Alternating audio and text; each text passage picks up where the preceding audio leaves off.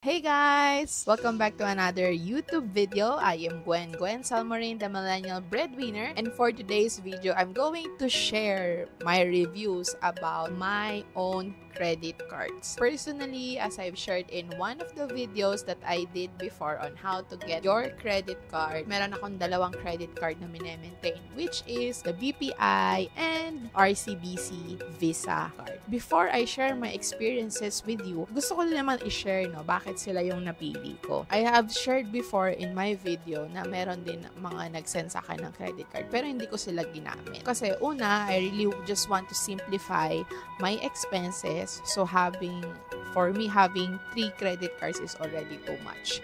And having a 1 MasterCard, which is yung BPI and 1 Visa is enough. Para in case may issue yung MasterCard, pwede pa rin gamitin yung Visa. Bakit nga ba, For example, this one, I also got sent a Robinsons card. So actually, okay naman siya, yung Robinsons, kasi may mga cashback and all. But upon opening, ang baba ng credit limit niya. Hindi ko na lang siya inactivate. Yung pangalawa naman, Metrobank. So I also got a Metrobank. And before, 3 yung credit cards ko. Gamit tong si Metrobank. However, in terms of customer service, hindi naging ganun kaganda yung experience ko, whether it was through call or email compared to the 2 other banks that I have credit cards with. Mas na-satisfy ako sa customer experience ng dalawa kesa dito. So I just chose to drop this one. I also got sent, ito na yung medyo hindi magandang experience, is from eSwiss. So bakit maganda naman yung credit limit yan, kaso lang the experience was this. Even if you receive the credit card, hindi mo siya binuksan, and papakita ko sa inyo, yung card, nandito pa siya sa envelope,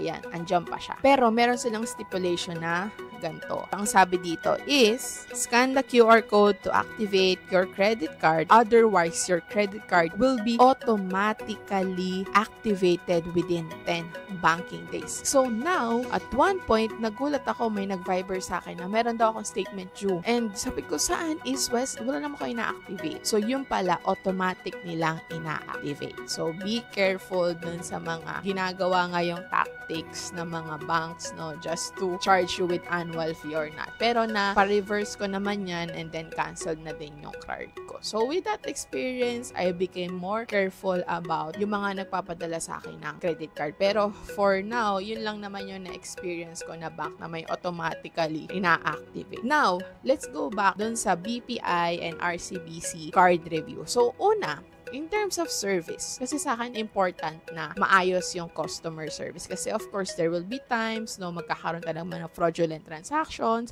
someone's trying to use your credit card. And with this too, BPI, my experience, madaling natawagan and madaling magpa-block ng credit card. Kasi one time, I'm not sure paano, pero may gumagamit ng credit card ko in Australia. And mabilis din naman nilang napa-reverse yung card na yon and napadala din naman kagad yung card. Mabilis yung action nila, which I really appreciate. Same din naman with RCBC, maganda yung service nila. Experience ko before, siguro mga 1 year or 2 years before, mabilis sila mag-reply sa email, pero siguro ngayon dahil ang dami na, medyo mabagal na sila mag-reply. Pero all in all, naging maayos yung service ni RCBC and ni BPI sa akin. Pero kung may mas magandang service, I will go for BPI. And then, number 2 naman. So, in terms of dun sa mga fees, I would say na medyo na-off ako kay RCBC at the start. Kasi ang ginagawa ko nun, hindi pa naman masyado marunong with credit card. Bawat kaskas ko, bayad.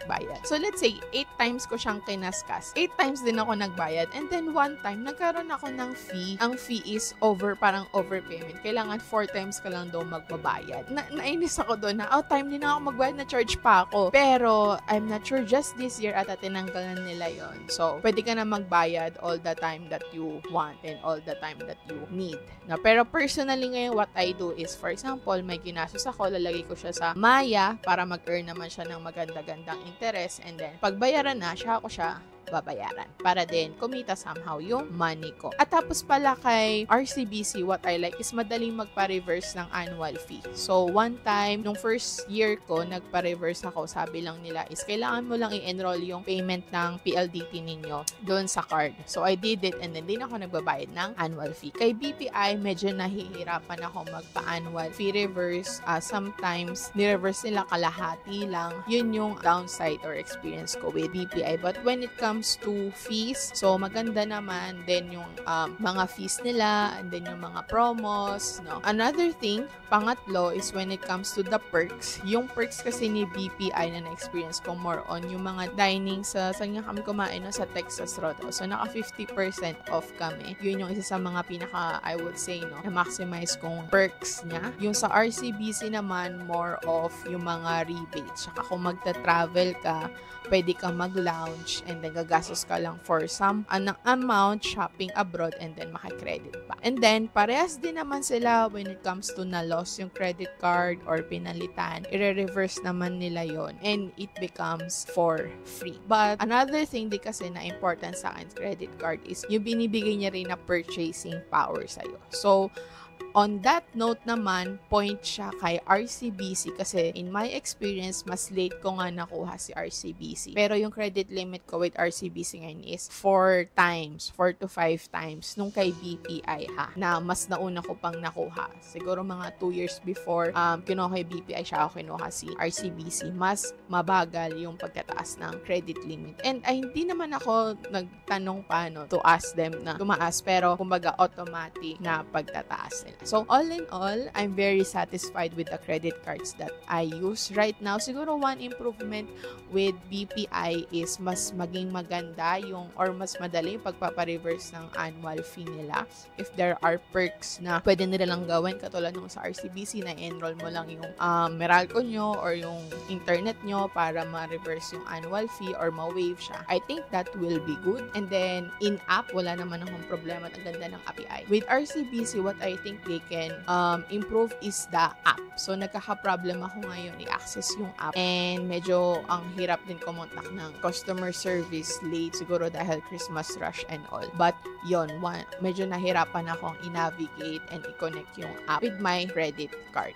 But all in all, I would say if magkakaroon kayo ng credit card, it's really good to have these two or put them on your list. Yung isa ko din kasi is MasterCard, tas yung isa is Visa. So, again, may backup ako just in case. So, again guys, no, if this is something that help you, please comment down below ano-ano yung mga credit card na ginagamit ko. Kung meron pa kayong tips or kung meron kayong questions. And don't forget to like and subscribe. So, thank you guys! Bye!